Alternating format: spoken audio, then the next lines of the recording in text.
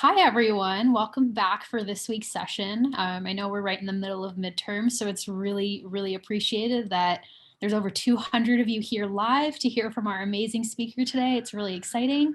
And one of the questions we sometimes get is, how do we pick our speakers for this class? And I wish there was some glamorous story about, I ran into Janine at some fancy event and all these great things happened. But the truth was, someone sent me her Twitter feed and I started reading through her tweets on entrepreneurship and her journey as a founder. And all I could think the entire time was, we have to have this person speak at the Newton series. Like, I don't know how we're going to make it happen, but it has to happen someday. And I'm really excited that, spoiler alert, we did get to make that opportunity happen. And the reason why I really wanted to make sure that all of you got a chance to hear from Janine is because one of the top questions we get at the Newton series every single semester is, how do I make my own startup if I'm not a computer scientist or an engineer? And I would like to think Janine's got a couple of answers for us about that. So Janine started her career as a paralegal, and eventually she realized that the legal software she was using was pretty outdated and inefficient and definitely not with the times. And so despite not having a technical background, she knew there had to be a better way, and she founded NextChapter, which builds cloud-based bankruptcy software for lawyers. And in 2019, NextChapter was actually acquired by Fastcase. In addition to raising her four children, Janine now focuses on angel investing in startups and runs the podcast She Starts Up to help other aspiring entrepreneurs. It gives me tremendous pleasure to welcome someone that I personally find really inspiring to the Newton Series stage. So please join me in welcoming Miss Janine Sickmeyer. Thank you so much. What a wonderful introduction. Hi, everyone, and I'm so happy to be here. I thank you so much, Sweta, for inviting me and having me be a part of this incredible series. I am really, so it's not lost on me that I actually found my way into tech without a degree, and now here I am speaking at this esteemed school. So I'm so happy, and just thank you for this opportunity. So, okay, I'm going to share my screen, and now I'm a millennial, and so there's a lot of photos of me in here, but just bear with me. And I'm also gonna be sharing some verbal descriptions of the slides. So I'll go ahead and share now and make sure you can see which one. Can you see the unconventional startup story? Yes. Yes? Okay, great. And that's the only one, correct? Correct. Okay, thank you. All right, wonderful. So, okay, I'm just gonna get started here. And this is a slide, a photo of me smiling and a few logos of press that I've been mentioned in, Inc., Forbes, Fast Company, among many others. And one thing here, I just wanted to make sure that it's only the one slide because I'm not seeing the outline around it like usual. So is that, okay, great. Just one. Okay, fabulous. All right, so I am Janine Sickmeyer. I'm an angel investor and a startup operator. I built and sold a tech startup in 6 years with no technical background, no 4-year degree, and I had 4 kids while doing it. And now I'm investing and advising in tech startups with women and Black founders. So how did I get here? Let's go back. Okay, so I went to a small private school in Columbus, Ohio called Bradford, and I got my associates in paralegal studies. And my plan was to go back to school once I made some money and then eventually go to law school and be an attorney. So my brother went to OU for journalism when I was 13 years old, and I was like, I'm gonna go there too. I had it in my mind, but I got a little rebellious in high school and fought my parents on going to college. And that's how I ended up coming up with this alternative plan of me attending a 2-year school to see how I liked it. So right after that, I got my job in a law firm. I started my paralegal career. So this slide is a picture of me and 2 photos. It's one of me holding a Nikon DSLR camera in 2009. And the other photo is one of me holding case files after work one day. And I'm wearing glasses and I have some pretty big bangs going on for some reason. But Yeah, I was 19 years old. I was a paralegal working in a law firm with a little too much ambition and some mad entrepreneurial vibes. On the side, I was a photographer. So I eventually framed and sold my art in galleries in out of my tiny little studio apartment in Columbus. And to be honest, I spent more money on the printing of the photos than I ever made while I was a photographer, but I really enjoyed it. So then I went in to work at this law firm, and while I was working there, I realized that I could really start making more money as a virtual paralegal. So I basically back then, in 2010, nobody really knew what a virtual assistant was. They didn't really take to that, but I was like dead set on it. So I started a company called the Paralegal Team, and it was a virtual paralegal firm. I was helping attorneys across the US prepare bankruptcy documents and other things like that. So this is a slide showing a picture of my first WordPress site that I built in 2010 for a paralegal team. So what I would do is send my resume to attorneys on Craigslist looking for paralegals, and I tried to convince them that I could work virtually from my house. And it was interesting because I kind of came up with a lot of creative ways to get their attention. So I searched a site called All Craigs, and I would query every Craigslist in the US that was looking for I would look in the job section for keywords like bankruptcy paralegal, legal assistant, even the software names of the other software that I was using. And I would email them my resume, which was really like a resume of services explaining what a virtual paralegal does. And most of the time I got a response where they were like, yeah, come to my office tomorrow. And I'm like, actually, I'm meeting, this is virtual, so I can do it over the phone. And I ended up getting a handful of clients doing that. And I was able to quit my job at the law firm, go in full time.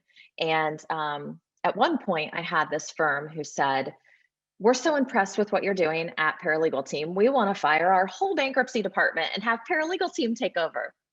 But Paralegal Team was just me.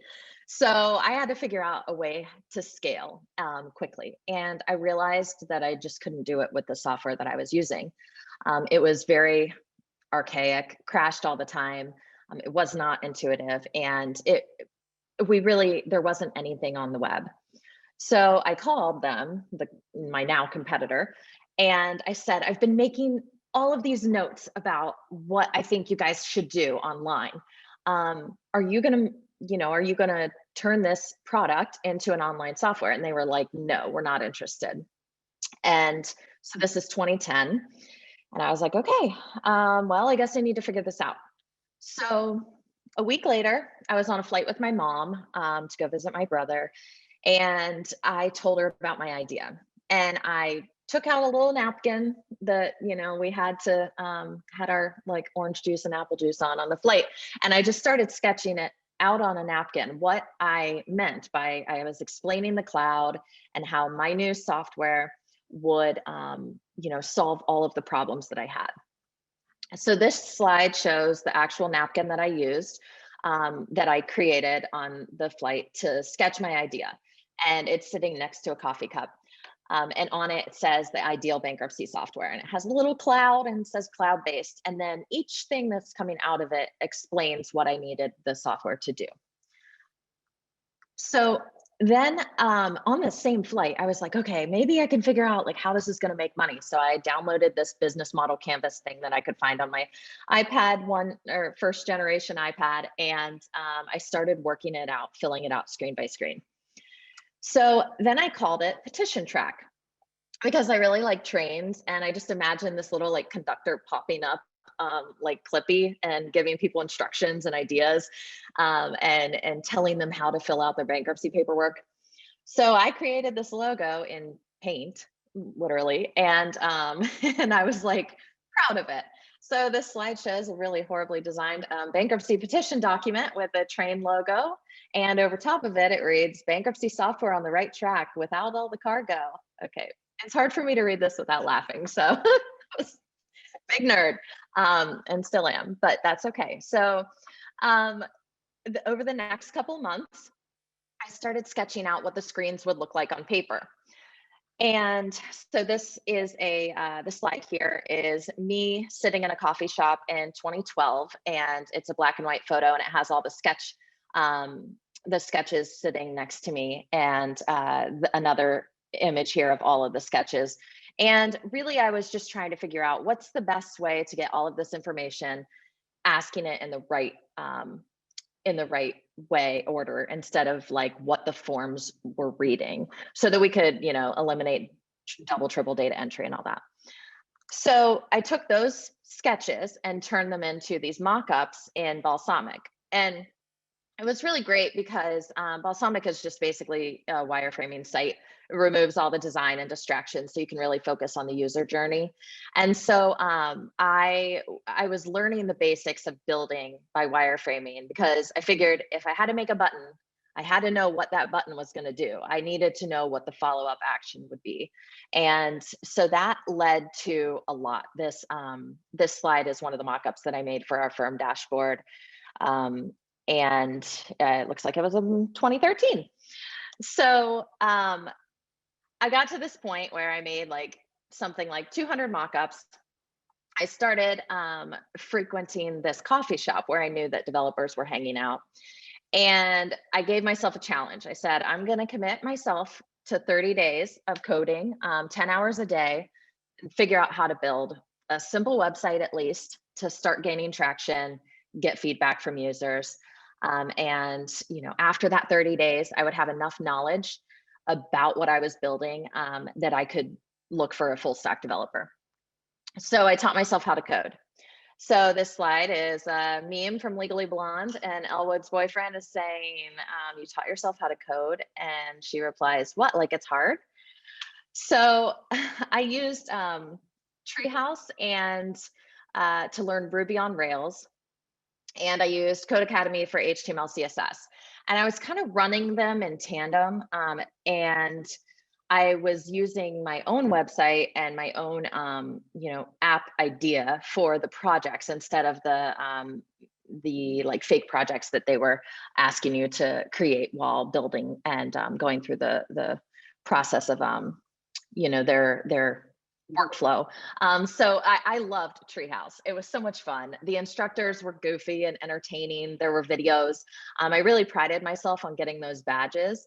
So after you complete part of the project, you get a badge. And I remember there was this one point where I had my code up on one side of my screen, and then I had this blank web page on the other side. And I'm like, how do I get this over here? And that was just I just couldn't, but eventually it hit me, and I saw the code come to life, turn into this site. I created a simple app, and I built my site on Ruby on Rails, so that I was able to get responses and update things through the index file and all of that. And so I was really excited when I saw this come to life. I start dancing around the coffee shop, and I'm just the same coffee shop I'd been in for 30 days doing this. And I was elated. So this is when I actually met my first developer, Adam. He was sitting in the coffee shop the whole 30 days that I was there. I knew that all these developers hung out in this coffee shop, so I was there on purpose. And I would, I'd ask every now and then, I'm like, could you check my syntax errors here? And eventually he took home a whole binder of my sketches and said, I was like, please, can you help me just come up with the first version of this? And he was like, yeah, I'm here. Let's do it. So this is a slide of me and Adam at one of our first tech startup event conferences.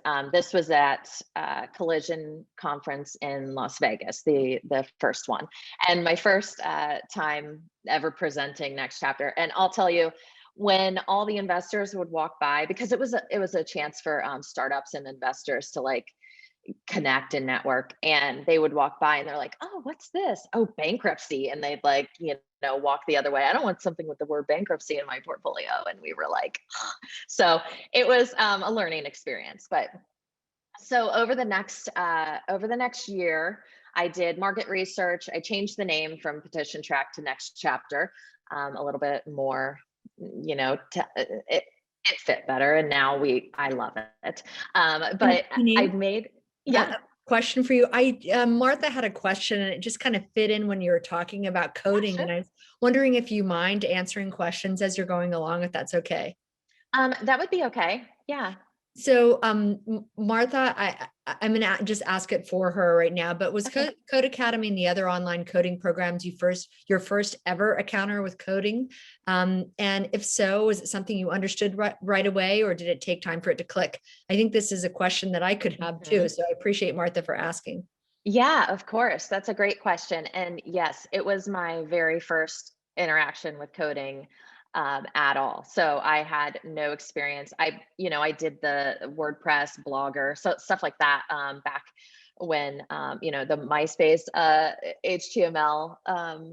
And so a lot of, but I had no idea what Ruby on Rails was. I didn't understand the difference between, between the different languages and why, and frameworks. And I learned a lot through really Treehouse. I started with the basics and fundamentals of software engineering. And then I kind of like turned it up 2x to just like get the information as quick as I could.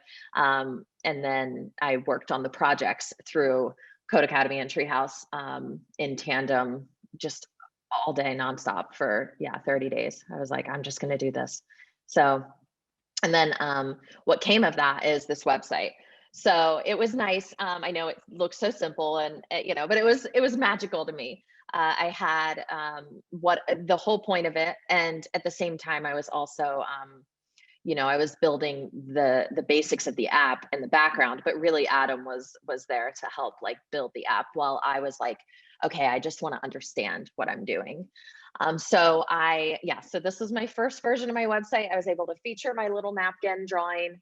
And I started getting a lot of interest from bankruptcy attorneys. I think we had about 300 early beta signups, and they had just reached out, found us online, and they signed up. And then they got an email from me personally just saying like, thank you so much. What do you want to see in the software? We really want you to help, build this with us. And I made them part of the journey. All of the attorneys that signed up in those early days are still using it. And they're just so committed and loyal. And it's been really cool to see.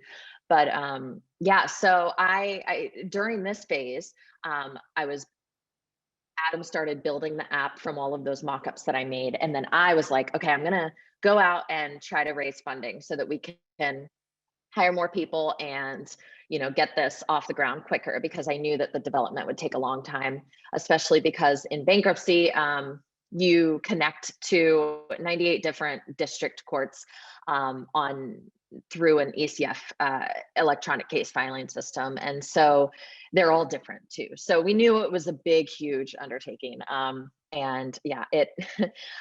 attempted to raise capital, went around 82 times. I pitched to VCs across, coast to coast, and I failed at raising capital. So did not get any money and decided to just bootstrap the whole thing. And I had a new goal, and that was make $1. So eventually we did. It was like, another year and a half of building, ups and downs, but we did it. In 2016, we launched our MVP. So this was the first version, and it looks pretty similar to that mock-up that I made on the balsamic, and really not that far off from those sketches either, I'd say. So we started acquiring customers. We made some money. We were, doing really, really good for the first couple months there. And all the money we made, we put right back into the business of building out our team. And this slide here is a picture of the first version of the live app and the dashboard view from the mock-up in 2016. So at the same time, I was building my own little team at home. So here's this slide shows me 30 weeks pregnant with my first baby in 2015. And then the second picture is 30 weeks pregnant with my second. And with my first baby is sitting like on top of my pregnant belly. So from 2016 to 2019, I did everything a startup bootstrap startup founder does. I took out loans, I emptied my 401k, I maxed out my credit cards, I hired some engineers on debt, and everything I could to get my business off the ground. So then we started getting a lot more paying customers, and it just continued to grow. So we got around 6,000 customers, 14% month over month growth, and over from 2015 to 2019. And we grew by 2019, we had grown, over 150% each year.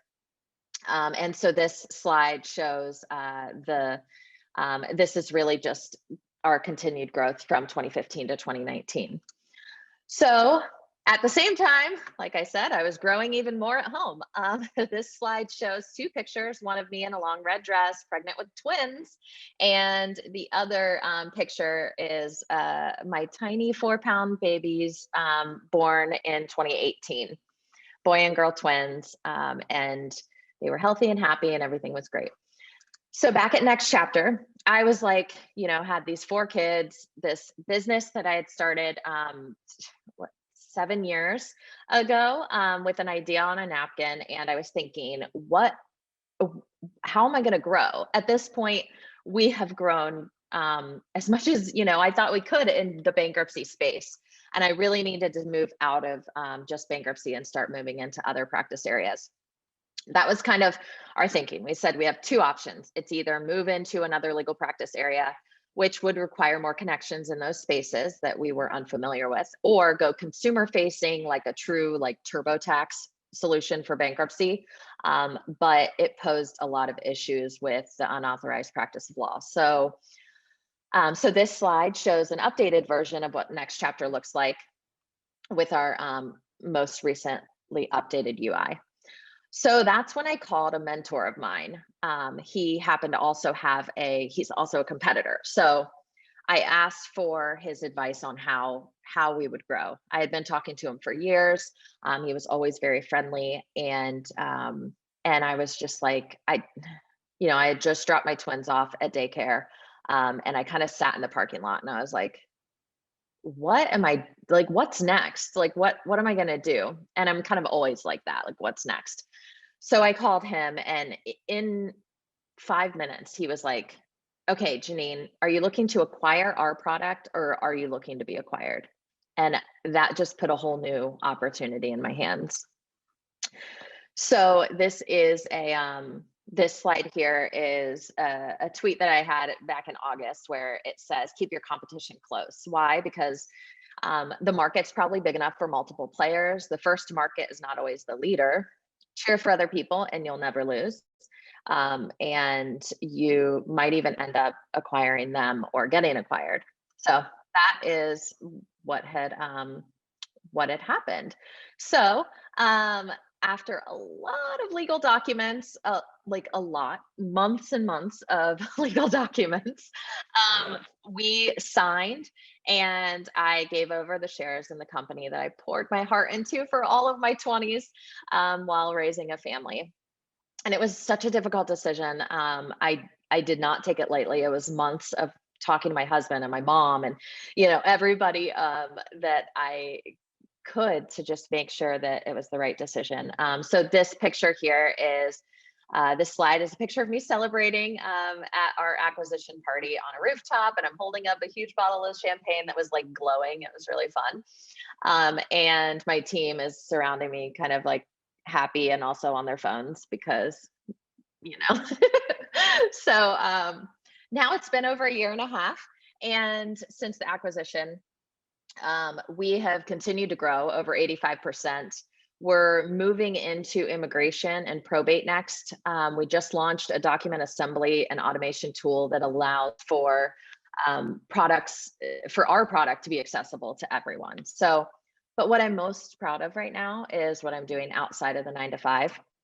So I started angel investing in underrepresented and underestimated startups. I wrote my first $50K check in a startup called Stagger. in April of 2020. And since then, I made 8 more investments in startups that are all founded by Black founders, Latinas, people of color, and women. And I really I really want to be a first check angel investor. I think that the earliest days are the hardest to get off the ground. That's when when it's kind of life or death as a startup founder. And I know from firsthand experience how hard it is to raise capital as a woman in tech, and also in an unsexy market. So that's kind of why I'm so excited and passionate about my ventures lately. And I'm also writing a book about my whole journey, and really it kind of gets into all of the pitches, everything that happened, which I kind of skated through in this, but it was like, a lot of my startup journey. But so this is a slide that shows a mock-up of the book, with a picture of me smiling on it, of course, and some doodles. This is just something that I made, not really the book cover, but I like it, so maybe it could be. So now I just want to leave you guys with a few pieces of advice that I learned along the way, and then I can take questions. But I feel like, hopefully this will inspire you as well, and feel free to share them however you want. So the first one is just start. And this is a tweet that I had that was showing a tweet from 2013 where I said, doing a little market research today for my weekend side project. What are you up to? And I found that, and I was like, wow, that side project turned into a multi-million-dollar tech company that was acquired in 6 years. Like, everyone has ideas. It's up to you to execute those and turn them into something meaningful. And the other, this slide says, if it's not a hell yes, it's a no. So in a world we live in right now, I think that, it's just easy to assume that everyone is accessible. I'm here to say, as a founder and an operator, you don't need a reason to say no. And you should protect your own personal boundaries, make space for yourself. And I think that's something that a lot of times founders in early stage startups lose. They kind of say yes to too many things.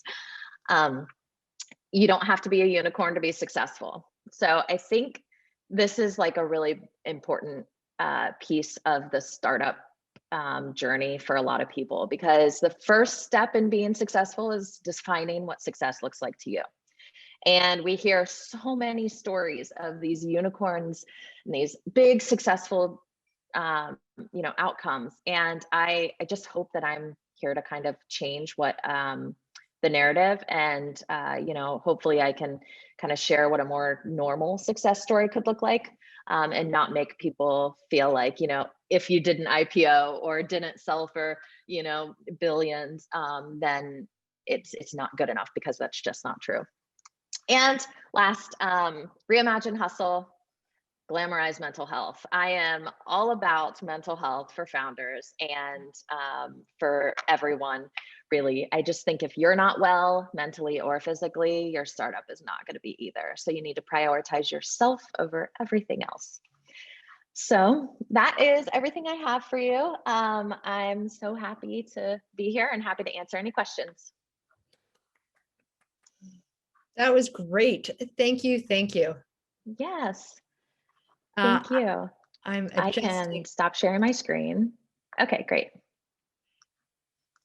I have tons of questions, and I know the students will too. Yeah. I don't know, Swetha, I'm wondering if you have any questions that you want to start with. So many. I'll just one or two just to get us going and get the ball rolling, as folks kind of start to put their questions into the Q&A. Janine, as someone who's going to be heading into the legal tech space after graduation, I'm curious what advice you would have for people looking to enter that field right now, or just more generally working with technology in industries that aren't necessarily the most technology driven right now. Mm-hmm. Well, I think that that's the best opportunity, for one, because, legal tech, it's a smaller market, and I think that's one of the problems for fundraising opportunities, because these niches that get too small, the market isn't big enough. So many VCs and investors want to see, $2, $3, $4 billion markets, and I'm like, well, it's a 500,000, or like, is that okay? Like 500 million, we can go, and it's just not big enough. So that's a big challenge. But building in the legal tech space, there's so many opportunities, there's so many problems. Basically, I think, like, talking to anyone that is in these kind of archaic spaces and saying, what is it that you have to do every day? I recently talked to a tax accountant, and he, a CPA, and he was like, well, first I do this, then I do that, then I do that, and it's all just manual spreadsheets and paperwork. And I'm like, if I could just get my hands on that and build something for it. And I think that, that there's just a lot of opportunity in those spaces. Awesome. Thank you. Mm-hmm. I selfishly have a question, Janine. Yeah. Is there anything from your parents or in your background that made you predisposed to taking risks and doing something so entrepreneurial? That's a good question. And what's funny is my dad was a computer programmer for the state of Ohio, worked, really his whole adult life as a computer programmer. But he is not a risk taker. So everything was very, logical. And when I decided to do this, I kind of went to him first. And when he said, now is the best time, I don't know, if you're going to do this, you should do this now. And I was like, it kind of gave me that like approval, where I was like, okay, I'm not too off base here. He sees the vision, and that gave me like support, and knowing that, even though he was not a very risky person, but my husband, he's an entrepreneur. So we are both, I tell people sometimes that's one of my best hacks as a startup founder, is that I ended up marrying another entrepreneur. We're both like, on our laptops all the time. So it's nice because we both build our own businesses. And have you built anything together besides your family? No, but he did. He started it's a marketing agency for lawyers, but they use data and court system information. So it's for lawyers as well, but they're more general. And I was really focused on bankruptcy law, but that's where we met anyway, the law firm that I was working at. So yeah. That's great. Shall I go ahead and bring some others into the conversation? Yes, I think Martha's got a really okay. question. So I just ask you all, Martha, and then Maria, go ahead and start your videos. Helen, you can do the same. Saman and Aram. Go, Martha. Hi, thank you so much for sharing your story. I think it's really inspiring how you managed so many personal life changes along with your career. I just wanted to know, it's kind of a broad question, but what does success look like for you? Yeah, that's a good question. And I think that that's something that changes so much over time. When I had nothing and I was building this app and didn't even have a customer or a team, I ended up losing a co-founder, just like because he went, I didn't lose him to anything. He just, I say that sometimes and people are like, oh my gosh, I'm sorry. I'm like, no, he decided to work on another thing.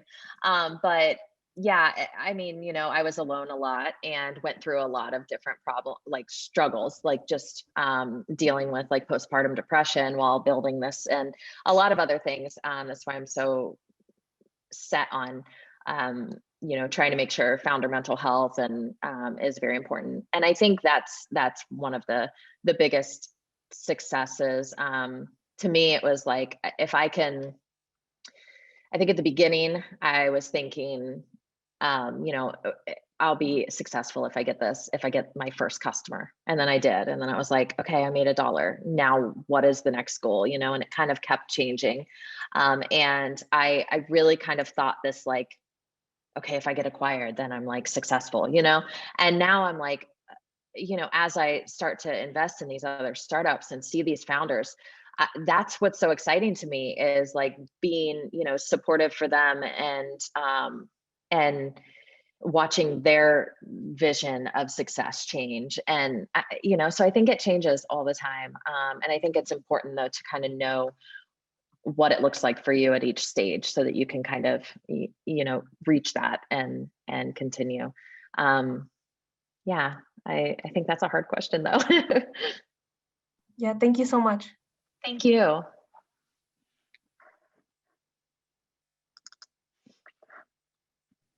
Awesome. Thank you. I think, Helen had the next question, if I'm not mistaken. Great. Yeah, thanks, Rita. So I actually like have heard a lot about kind of how VC is very male dominated, and especially like in tech as well. So I was going to ask, like, kind of what were your experiences as a woman in the VC space, but also just in tech in general, and kind of what your stories are. Oh yeah, I could go on into a whole other presentation on that. But yeah, it was, you know, in this market, legal tech, it's also male dominated, and especially in the bankruptcy space. And so speaking about, you know, talking to male investors about, you know, this product, I got everything from like, I'm trying to find a way to like shorten this because there's so many stories. But it was a challenge. I had sometimes investors would say things like, "Oh, you know, you won't get a check because, or you'll get a check just because you have a pretty face, or you're just a young girl, like a 26-year-old isn't going to run a bankruptcy company." You know, and I was pretty shaken by that. I think it was also in a time when, you know, women just weren't getting funded at all. And now it even still is only 2.9% of VC dollars goes into women tech companies, and even less for people of color. And so that's why I'm hoping, you know, to kind of make changes in that, at least from the early stages. And there's a lot of people doing that. So right now, I think, you know, because I'm in it so much, I see it and I'm like, oh, it's happening, it's changing. And then I see the stats come out and I'm like, oh, how is this not changing?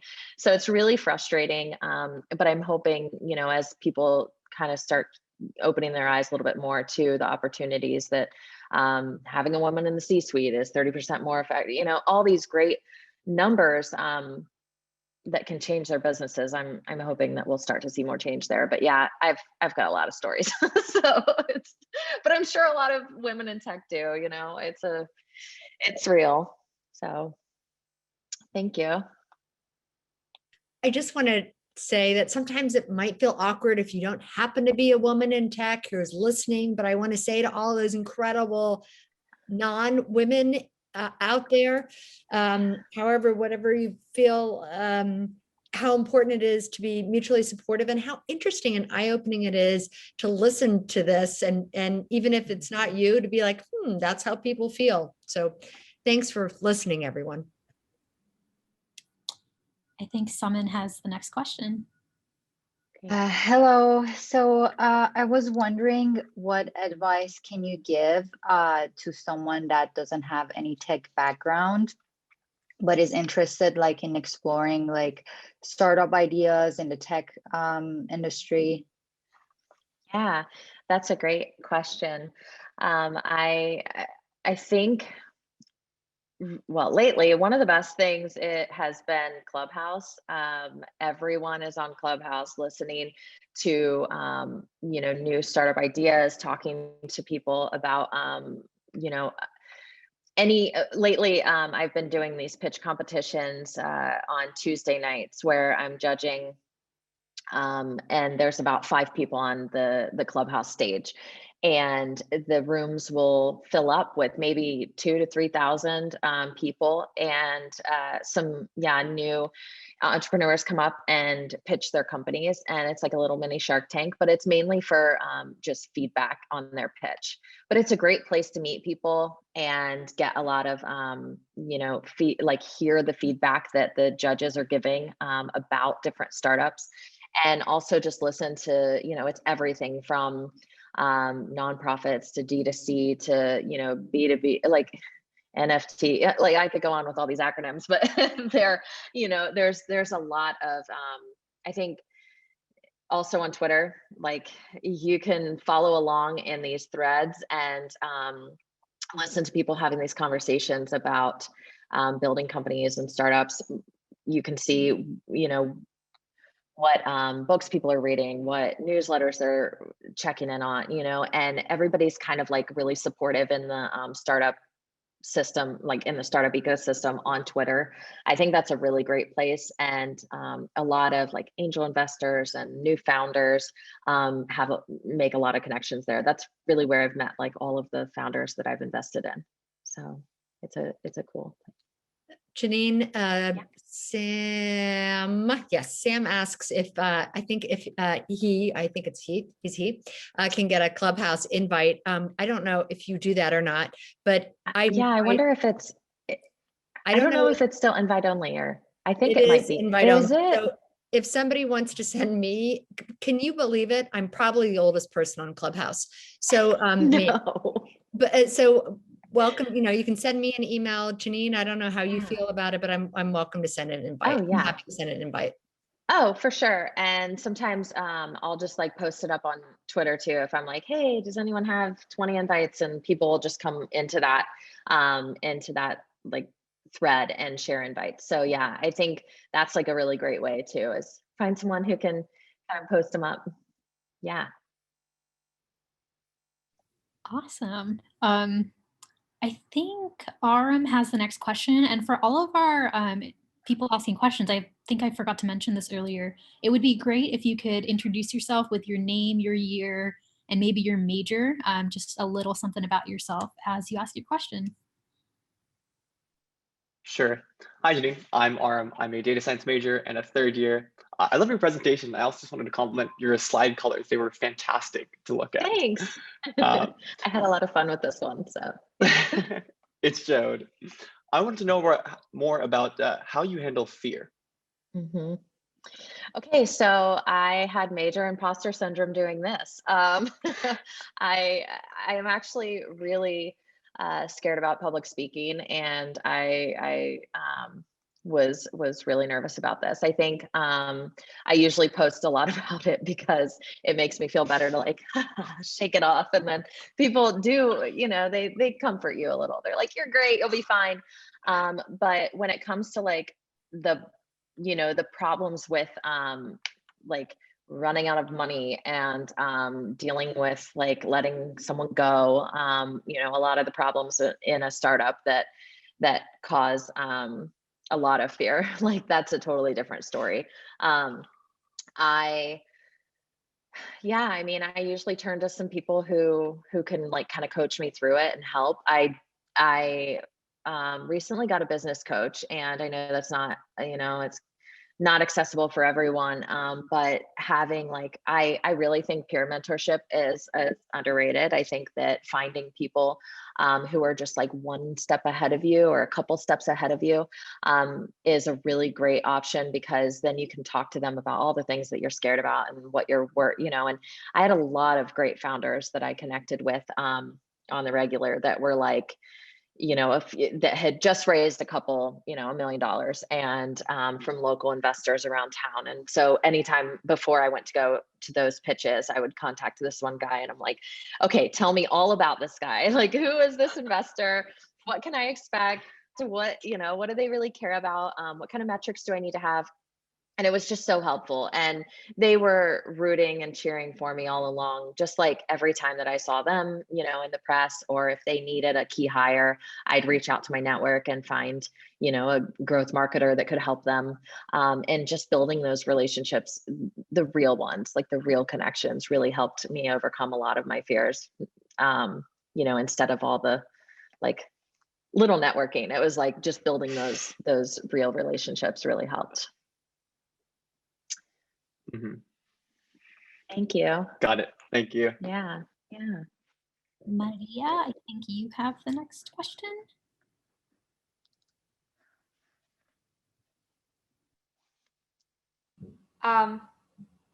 Sweta, are you, were speaking with me? Yes, you have the. Okay. Yeah, hello everyone. My name is Maria and I'm a senior at Cal studying business. I do have actually 2 questions if that's possible. So one is, what would be, you know, some takeaways or some lessons that you learned when approaching VCs? I know that it was very hard. And I know that they receive thousands of emails with you know, with pitches and so on. And it's just really, really hard to get in touch with them. So this is one question. For example, I've heard that just having a referral, that really helps so much. And I was wondering if you had some other advice in terms of that. And then the other question is, it's just amazing for me how you can handle both being an entrepreneur and also being a mother of 4 children. And so I was just wondering how you can manage everything, because this is actually my dream. And sometimes I was thinking, well, can I really be a good mother if I will be so career focused? Or, you know, how can I do it? How can I balance everything? Yeah, thank you. Yeah, thank you for those questions. I feel that second one a lot. So okay, so getting in touch with VCs. I think what a great move is if you don't have any connections at all. Like I didn't have any connections, but like I can't express the Twitter being such a great connector, and making sure that you really like follow along with people who inspire you and, you know, who you look up to. Talk to them, just go for it. Like, what do you have to lose? Because most of the time they're gonna respond to you eventually. Like especially any angels and VCs. I know that there's some lists out there right now too of a lot of like angels and VCs who don't just take warm intros. So like they don't need a warm intro to have a like to receive a pitch. And so you could look around for that too. There's like and I don't know if you have the list, Sweta, or not, but I can share that with you. There's a lot of them, really kind of like 300-400 angels and VCs who are on this list, that, you know, they're just like, I'm in there, where we just say, you know, that's the breaking down the barriers of the warm intros, you know, to allow for underrepresented and women to pitch is so important. So I think there's a lot of VCs who are trying to get on board with that. Also, you know, I was cold emailing everyone. Like, I mean, it's not fun, but I would find their email somehow and send out this cold email and keep it really simple and short and sweet. I would just send, and that's how I've done a lot of my investments too, through cold DMs and cold emails that I got from founders. A lot of times it was like more personal, you know, they say, hey, I saw that you really like marketing, and I have this app that helps with brands tell their stories better. Let me know what you think. And then I'm like, it piqued my interest, you know, because I like talking about marketing. And so I say, yeah, sure, send me your pitch or your deck.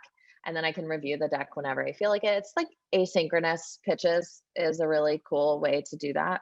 Also, so Super Peer is an account that I have a mentor account on there where people can like book time with me. And so sometimes I open that up for like free calls and free, to like help founders. But there's a lot of mentors, angels, and VCs who do that as well. So it's almost like Cameo for, business professionals and investors, which someone should build, because I think that there's an opportunity there.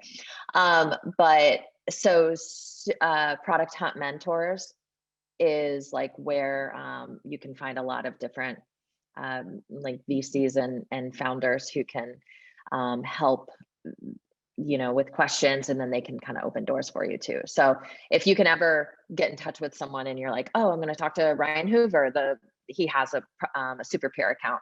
You could spend a couple, $100 or whatever on a phone call with him, and then ask if he knows anyone who would be interested in the space that you're looking to raise capital in.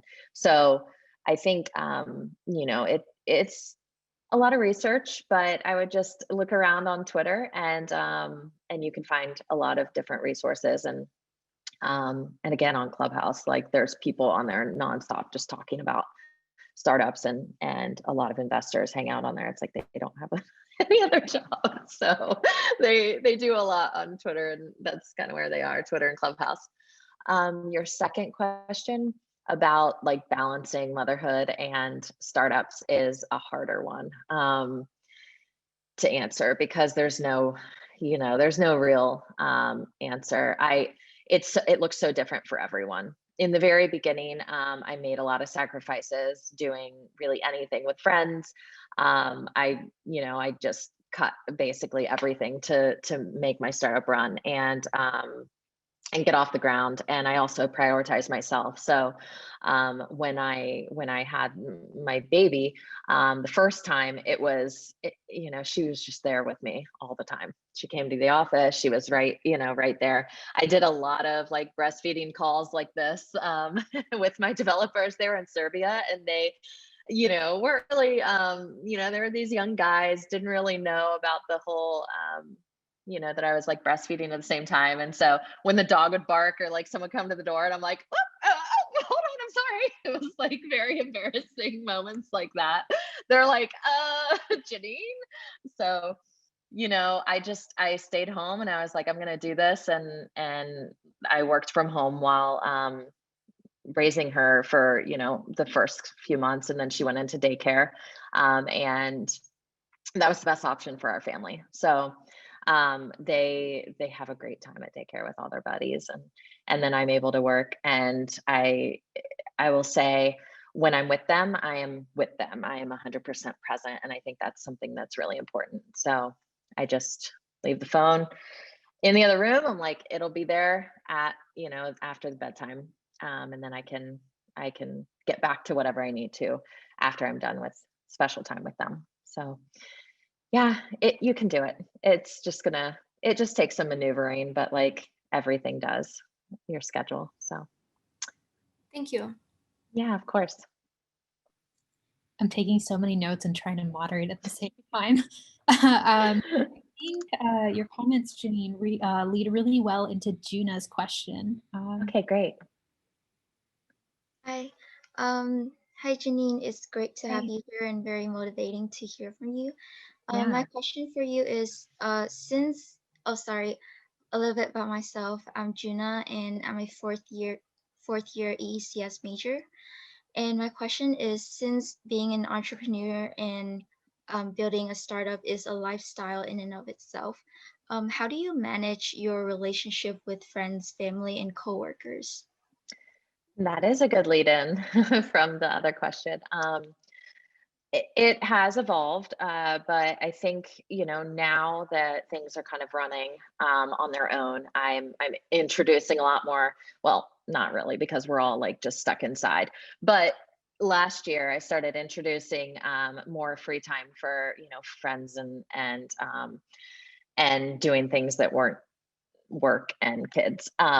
But really you're right that it really kind of did take up a lot of my time. I time box a lot though on my calendar. So I was waking up early enough to not like 5 a.m., before kids, but I was waking up early enough to like get in a workout and go, sit at a coffee shop, read a book for an hour before I started my day. And then I would like use the lunch hour to meet up with a friend or, go to yoga or something like that with somebody and just kind of spend that time. And then go back and get to it. So it was hard. I had to say no to a lot of things in the beginning, but then it kind of all started to work out over time. My friends are all still there for me. So it took a little bit of time though. I was like, I'm sorry, I can't go to this cabin thing or that,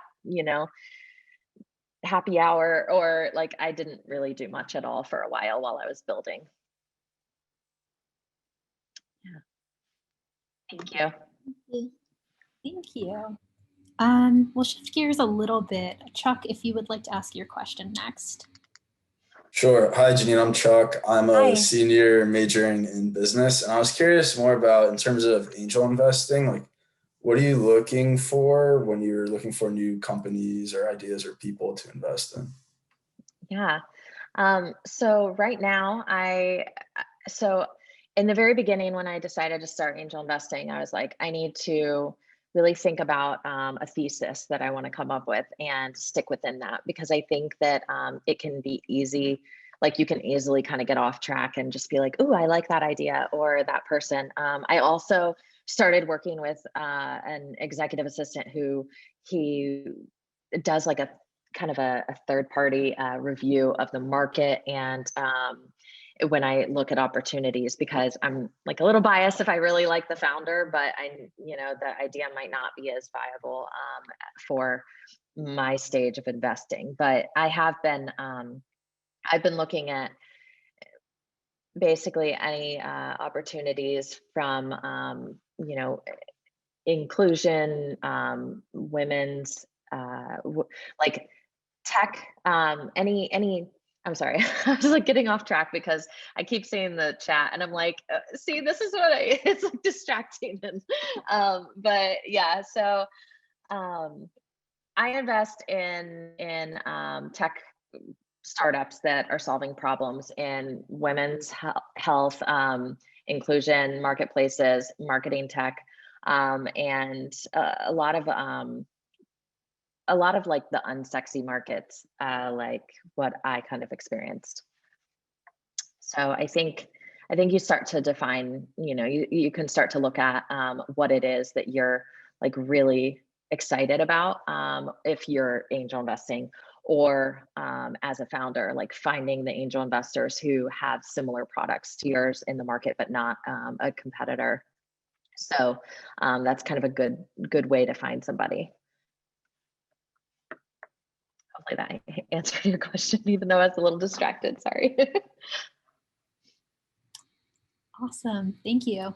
Pranay, you can go next, and then Sophia after that. All right, thank you so much. This was really, really exciting to hear from you. My question is, I know like every VC firm or every investor kind of approaches their investments kind of differently and have their own specific strategy on what they look for and what they think, what qualities they think in a company are like will make them lead them to success. And I'm curious to know what traits do you look for in the companies that you invest in, and how do you differentiate between something that you think will be successful and something that might not? So it kind of is similar to his question there. Mm-hmm. I think, I think that it's a little hard because since I'm pretty new at angel investing, I've just been doing it about a year. I get a little bit biased on the founders because I meet with them and then I just like fall in love with them. I'm like, I just want to, build this thing with you.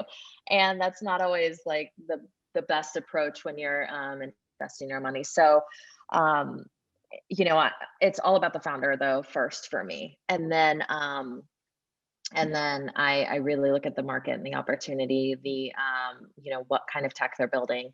But I think for me, it's like, do you have the grit and tenacity to make it happen? what kind of problem are you really solving, and do I understand it? That's something that I love to be a customer of the products and companies that I invest in, and I am for like all of them. So it's pretty, it's pretty fun. Do you usually focus on tech related companies? I think I do. Yeah, I'm all tech. I know some of my friends are like, they only invest in CPG, or, they may have, and I just don't have that knowledge or that experience, with manufacturing and distribution. I just don't understand it the same way. So I don't really invest in the markets where I haven't actually, had experience. So I do invest in only tech products, usually SaaS. I really can get behind, since I understand that.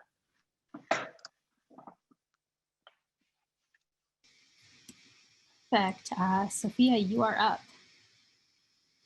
Hello, very nice to meet you here, and nice to hear you talking a lot of your experiences. I noticed in your talking about your past experience, you said like a couple times to say like, I'm gonna make this decision about what to go next, like the next step. I'm just wondering, how do you make sure that your idea will do something important? It's gonna change, I don't know, like the market or the world. And how do you like be confident that you are doing the right thing? Or if you're not 100% confident, like how do you conquer that feeling of uncertainty?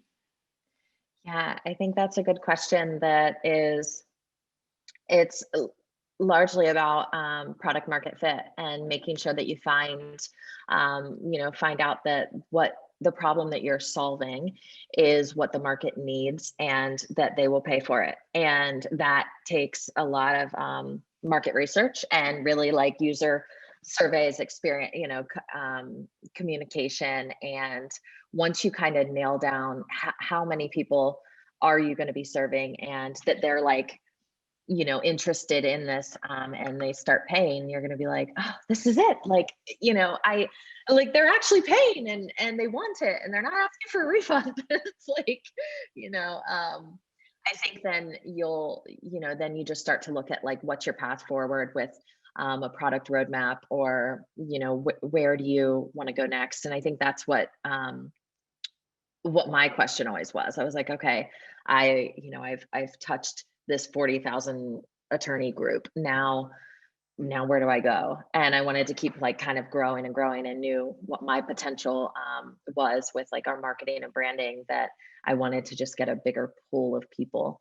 And I think that's, just making sure that you can find those people who are excited about it and want to pay, then you'll know kind of what to do next. The imposter syndrome part never goes away. So I like, as soon as I was like, oh, I already, I know how to build a tech product. I know how to run a team, hire a developer, run this. And so I feel really confident about all of that. But then I started angel investing, and I was like, I don't know what I'm doing again. This is all new. So it's like, as soon as I was new at something again, I started feeling, skittish and worried that I'm like, well, I don't really know how to talk about it that great. And I'm not really in the space, and I'm trying to meet with people to understand more about, what I should be looking for. And I mean, I'm just learning along the way too. So, but I've just been trying to get as many meetings as possible, and take notes and learn, and, get feedback, and then continue to grow. So that kind of doesn't go away, but at least you can, it gets better as you build confidence in yourself. So. Yeah, thank you. Of course, thank you. Hi, Janine. My name is Jonathan Zvi. I'm a first year studying industrial engineering and operations research. I loved your story. I thought it was really interesting. I really enjoyed listening to it. My question is, if you could go back to being 19 years old, what would you do differently? Knowing the knowledge that you have now, is there anything specific that you could have done quicker or better? Or seems like you did it pretty well. So thank you. Yeah. Well, thanks for your question. And Yeah, it's easy to make it look like it was like an easy 6 years, but I swear it was really hard.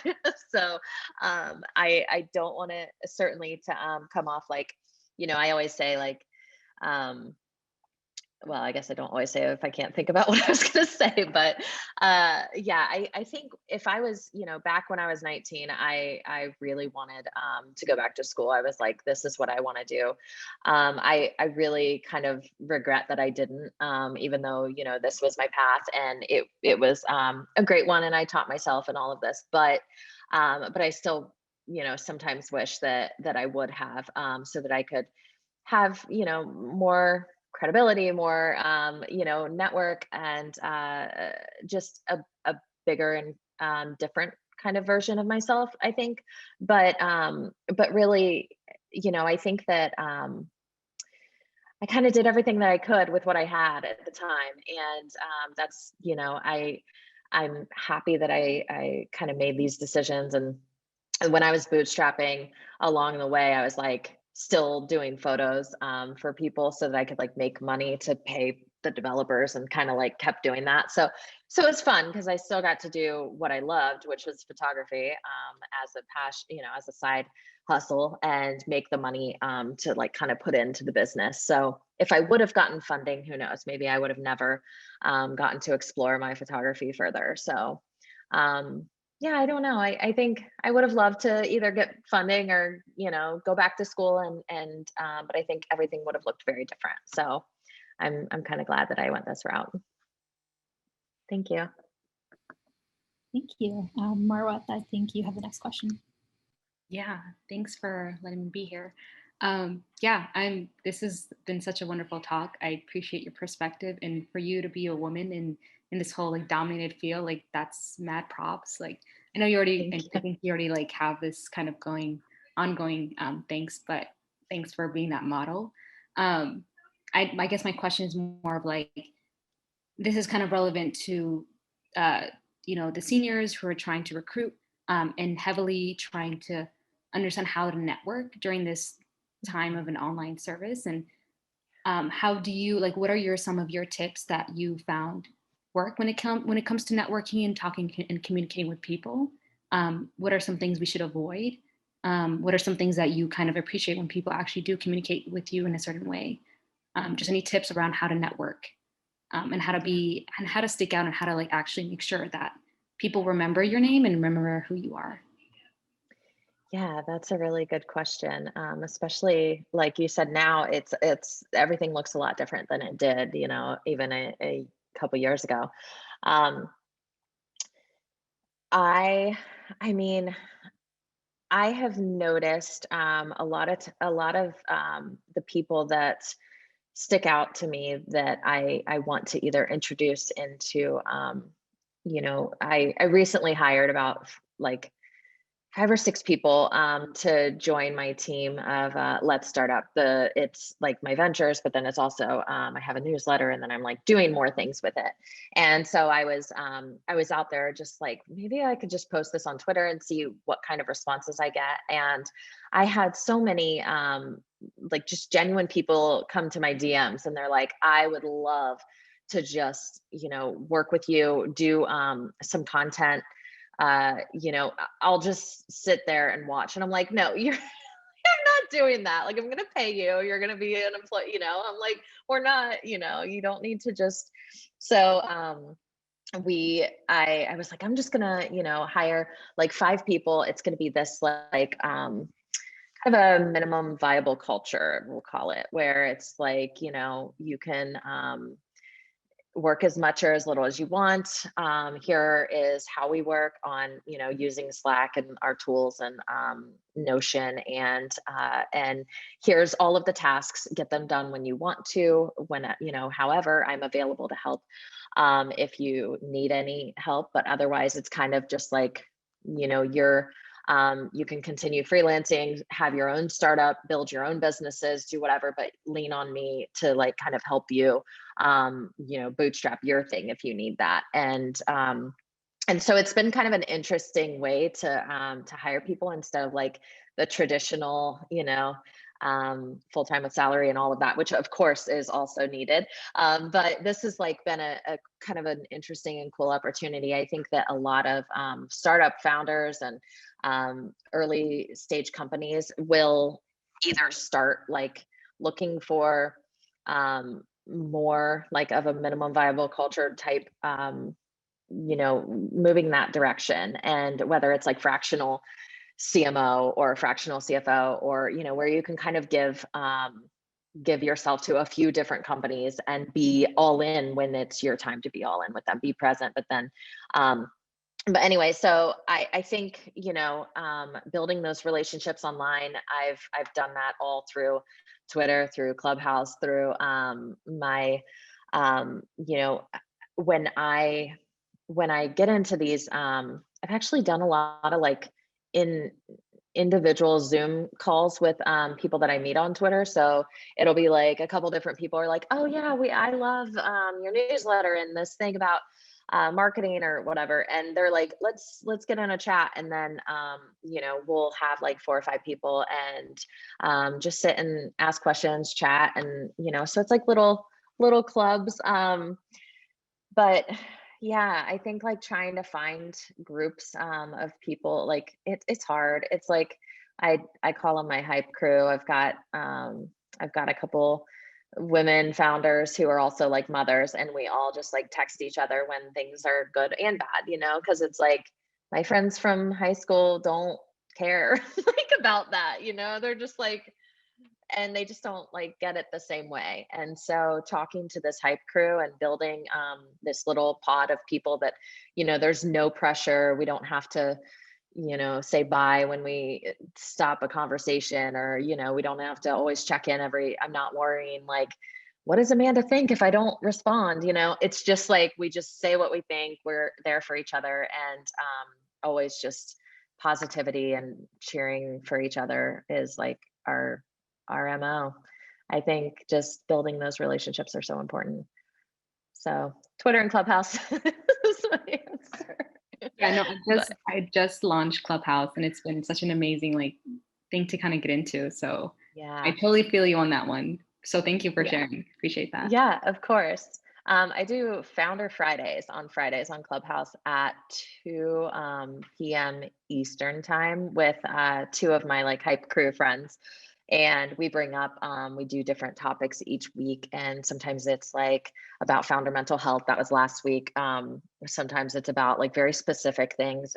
But, we just kind of like to cover different topics. We'll bring up different guest speakers and get their, usually people that have expertise in the topic. And then we bring up people on the stage and ask questions and stuff. It's really fun. It's low key and like just really kind of a chill conversation, and no commitment pressure. Like you just hop in, listen if you want. If it strikes you, get into the conversation. So join if you want to. Thank you. I think Rishi has a question, and then Amrita is after that. And folks who are waiting for the code, that'll be coming in the next few minutes. I think that sounds great. So, I mean, first of all, thanks so much just for an awesome like conversation. And Yeah. I guess my question is basically like, in terms of like, going the process of becoming a founder, like what are your thoughts on gaining sort of sales experience, or like, what are your thoughts on like, how do you like execute a good sales strategy? I mean, can you talk a bit more about that? Yeah, wow, that's a good question. So I had no idea if I was good at sales or not. I was a paralegal. I was like, I didn't really do much at all in the law firm about with sales strategy. So I think like it's so important for founders to be their first biz dev and sales person. And when I first started reaching out to attorneys, I was so scared. I was like, I don't want to call these people and talk to them. Like I had this whole list of 40,000 attorneys. I sent them all these emails. I was like, really, I did a lot of email marketing using a tool called GMass, which is amazing. And so it helped me build these like 8-step campaigns. So then after they start sending me messages and saying like, yeah, we're, this is great. Like, I'm interested. I was like, I have to call them, like, can they, because they had questions. So I really just kind of leaned on being authentic and genuine. And I told them at first I was like, oh, do I pretend like this is like a huge company and we're doing great? And I was like, no, this isn't going to work. I just need to be real. And so I'm like, we're just getting started. This is, but I have all the experience here. I've got, I know what I'm doing. We've built this out. It's been 2 years of development.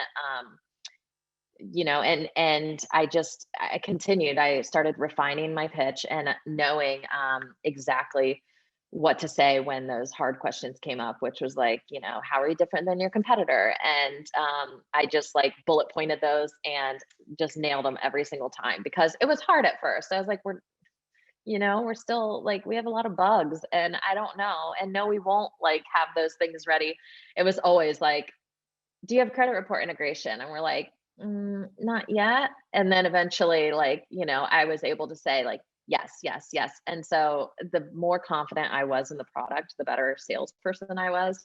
But I think I also just like being upfront from the beginning and end, just talking to people like, they're like, you guys, like, I'm just like, hey, doesn't everyone want to try a bankruptcy application software? Like, don't you guys all want to file bankruptcy now because you want to try my software? I mean, I don't know.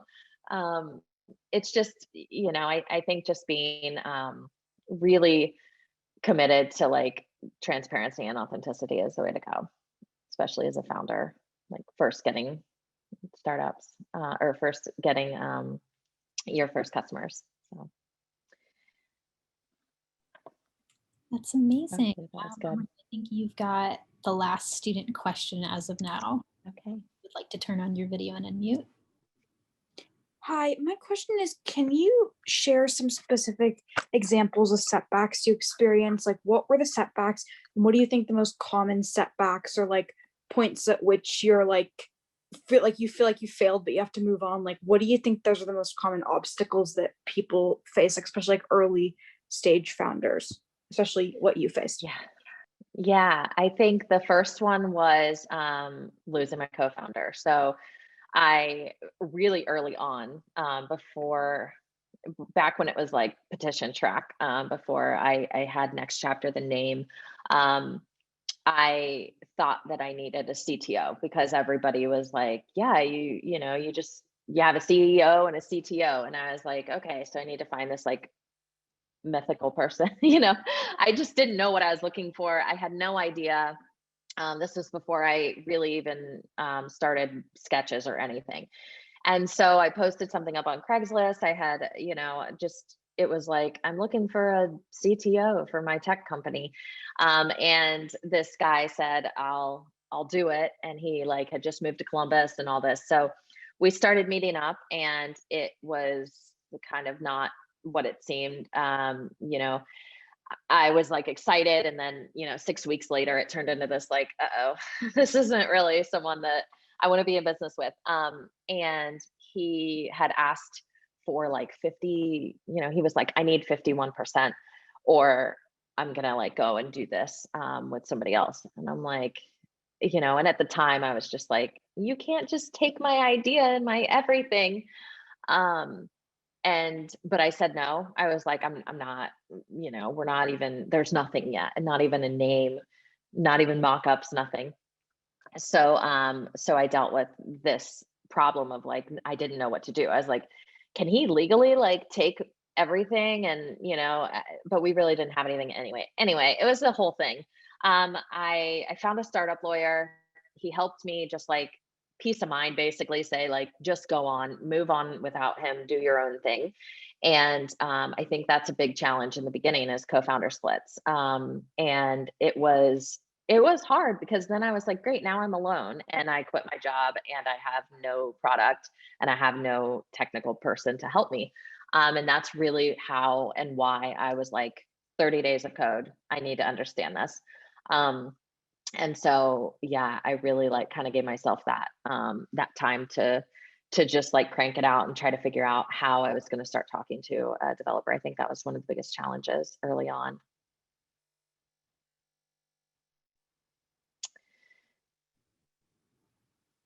Yeah, that's that's one of the scariest things to me, imagining starting a company and then bringing in someone as a co-founder and having that go south. But it's really inspiring to hear that you were able to handle that and persevere, and now you've built this incredibly successful company. I think Victoria just put up the Beat Courses quiz code. So for everyone enrolled in the class, the password for this week is founder chair. F and C are both capitalized, as you see on the slide. I think Rishi also put it in the chat.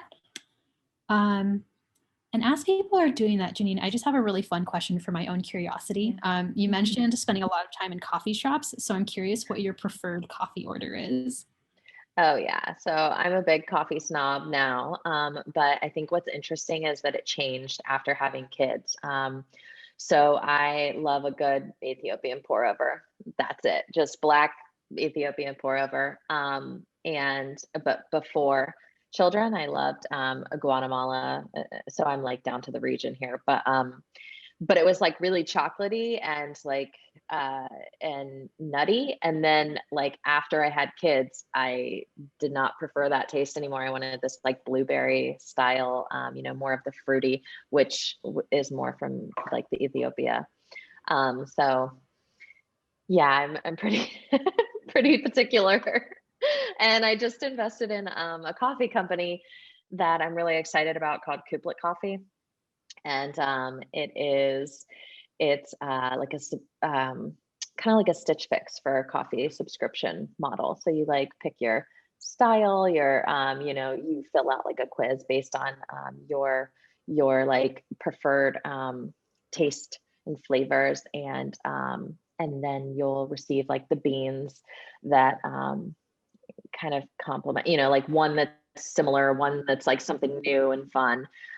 So it's a pretty cool concept, and they're working a lot with like artists on different merch drops and stuff. So it's a really fun brand and company.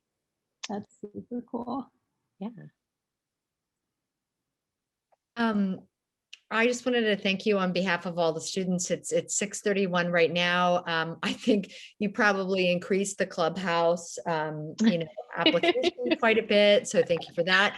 And we look forward to seeing you. So it's Tuesday nights and Friday nights you're on, at least. I do Tuesday nights at 8 p.m. Eastern is pitch practice, and so I'm on as a judge. Usually, they should be on now. It's usually around a 2-hour on Wednesday night or Tuesday nights, I'm sorry, at 8 p.m. And then I do Friday, Founder Fridays at like 2 p.m. Eastern with a couple women founders who have built really great products. So yeah. Congratulations on all your success. Thank you for taking family time with us this evening because it's getting late for you. And Swetha, thank you also for introducing us to Janine. And we hope this is the beginning of a longer collaboration. Yes, thank you so much. This is just a great opportunity. And I was so happy to chat with everybody and answer questions. And you gave me a lot to think about too. And so thank you so much. And thank you, Swetha, for the invitation. I really appreciate it. Thank you for joining us tonight. This has been an absolute joy. Take care. Yes, thank you. Bye.